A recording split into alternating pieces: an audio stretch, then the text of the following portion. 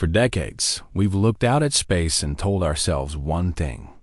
The edge of the solar system is just empty, a cold, silent border where the influence of our sun fades into the background noise of the galaxy. But now, Voyager 1 is showing us we were wrong. More than 45 years into its mission, Voyager 1 has just detected something no one can explain. Not a planet, not a star, not a signal from Earth. It's an anomaly, a ripple at the edge of everything. We thought we understood, and it's not random. It's structured, it's repeating, and it's whispering a message we may not be ready to hear. Voyager 1 launched in 1977, designed to be a messenger, a scout, a survivor. It flew past Jupiter and Saturn, capturing history-changing images, then kept going. In 2012, it officially crossed the heliopause, the invisible line where the sun's magnetic influence ends and interstellar space begins. Scientists expected calm, stillness, a slow fade into darkness. But what Voyager 1 encountered was different. Instead of silence, it began detecting strange magnetic ripples, vibrations in the field, patterns in the radiation, and now those disturbances have become more intense and more organized. The heliopause was once believed to be a shield, protecting us from cosmic rays and galactic chaos. But Voyager 1 is showing us something terrifying. The edge of the solar system may not be a barrier, but a battleground. The spacecraft is now picking up fluctuations that shouldn't exist, repeating signals, shifts in energy patterns, even distortions in time-based telemetry, like echoes bouncing off something invisible. Some scientists now believe Voyager 1 isn't just listening. It may be being listened to, because this isn't noise. It's a pattern, and patterns don't form on their own. What if space isn't empty? What if the galaxy isn't a random scattering of stars, but a web, a network of energy currents invisible to the naked eye, threading through the cosmos like arteries in a cosmic body? That's what some researchers now suggest, that Voyager 1 may have stumbled into an interstellar current, a force that connects solar systems, guides energy, and possibly even carries signals, not natural ones, but intentional ones. If this is true, the heliopause may not just be a scientific boundary. It could be a checkpoint, a place where forces beyond our understanding are watching, filtering, even deciding who gets through. The most unsettling part: the latest data from Voyager 1 shows signs of a repeating pulse, one that follows a structured rhythm far too consistent to be noise. And it's not coming from the sun, it's coming from beyond. Could this be a natural phenomenon we simply don't understand? Or is Voyager 1 now picking up a signal that was never meant for us, but that we're hearing anyway?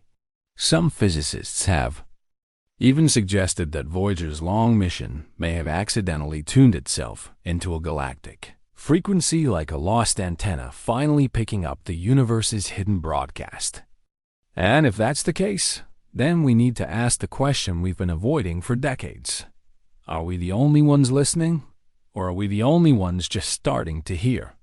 Voyager 1's instruments are old, worn, and not meant for interstellar decoding. But engineers have recently noticed that certain telemetry readings, long dismissed as static, actually show repeating low-frequency pulses embedded deep in the noise floor.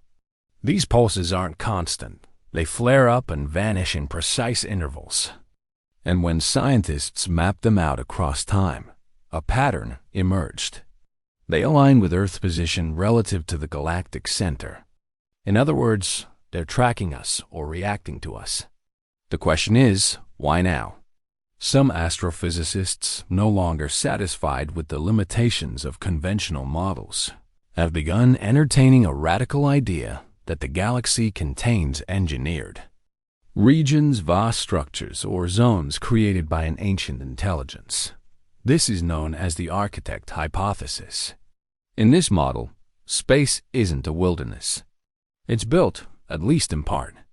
Voyager 1's recent readings, its magnetic distortions, gravity anomalies, and pulse signatures match predictions made by theorists about how energy would behave near a controlled interstellar system. Could Voyager 1 be skimming the edge of an ancient mechanism still running after billions of years? If so, we may have just knocked on a door that was never meant to be opened. When Voyager 1 was launched, it carried a message, the golden record, a collection of sounds, languages, and music meant for any civilization that might one day find it. But what if that record isn't just a greeting? What if it's a beacon? Some now theorize that the electromagnetic signature of the record, its materials, its spin, its frequency, could act like a tag, allowing it to be identified and tracked by systems far more advanced than our own. If Voyager 1 has now entered one of those systems, the golden record may have activated something, not because we meant to, but because it was designed to respond to signs of intention. We still believe Voyager 1 belongs to us, a human creation carrying a human story. But what if it no longer serves that purpose? What if, drifting 23 billion kilometers from home, it's now part of another network, another design, one we can't see and didn't build? Recent anomalies in its signal structure suggest external modulation, something influencing the frequency from beyond its hardware limitations, as if the craft itself is being reprogrammed, or at least repurposed. If that's true, then Voyager may now be acting as a relay node in a larger system, and what it's transmitting may no longer be meant for us. For nearly half a century, Voyager 1 has carried our story into the stars, a machine built by human hands drifting through the unknown like a message in a bottle. But now, at the edge of everything we know, it's whispering back something we never expected to hear: structured pulses, magnetic ripples, anomalies too precise to be chaos. Voyager wasn't just a scout. It may have been a signal, a test, a trigger, a key.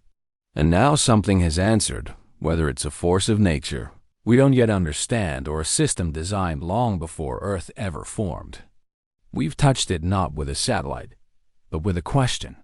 And if Voyager 1 has entered a region of space built for listening, or worse, built for watching, then the greatest discovery of our time won't be what we've seen, but what's already seen us. Let us know what you think in the comments. Did Voyager stumble into something ancient or awaken it?